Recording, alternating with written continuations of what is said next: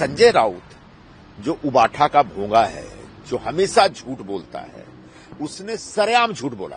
पूरे महाराष्ट्र में इस समय मराठी भाषिकों के मान सम्मान के लिए अगर कोई पूरी ताकत से लड़ रहा है और उभर करके आया है, वो है एकनाथ शिंदे जी। मैं संजय राउत से कहना चाहूंगा कि अगर सही मायने में मर्द की औलाद हो तो अपने झूठ के लिए माफी मांगो, नहीं वो कल अमित शाह जी से गुरु पूर्णिमा के दिन मिले थे, इसका सबूत पेश करो।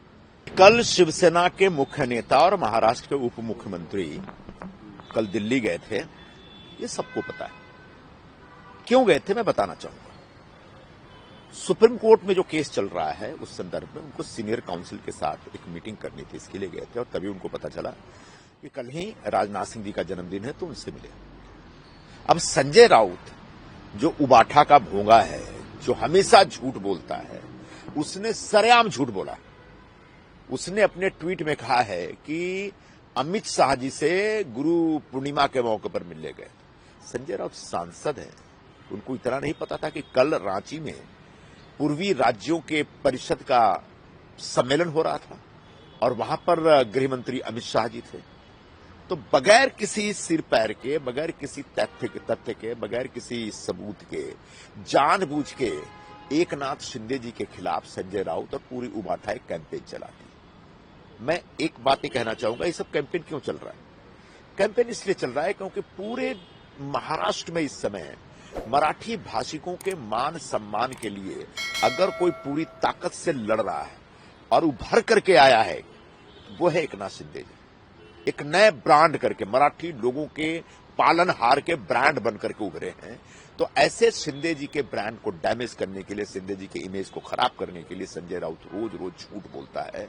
मैं संजय राउत से कहना चाहूंगा कि अगर सही मायने में मर्द की औलाद हो तो अपने झूठ के लिए माफी मांगो, नहीं वो कल अमित शाह जी से गुरु पूर्णिमा के दिन मिले थे, इसका सबूत पेश करो। अगर सबूत पेश नहीं कर सकते तो माफी मांगो और एकनाथ शिंदे जी से माफी मांगो। जिस तरीके से राहुल गांधी जी ने कहा है कि जो ओडिशा की सरकार है वो अडानी चला रहे हैं, प्रधानमंत्री मोदी को भी अडानी चला रहे हैं, क्यों देखते हैं? राहुल गांधी इस तरह के बकवास करने के लिए जाने जाते हैं और इनके बकवासों के ऊपर कोई ध्यान देता नहीं। जिस तरीके से हमने देखा कि जन सुरक्षा बिल जो है पास हुआ है, कैसे देखते हैं इस बिल को?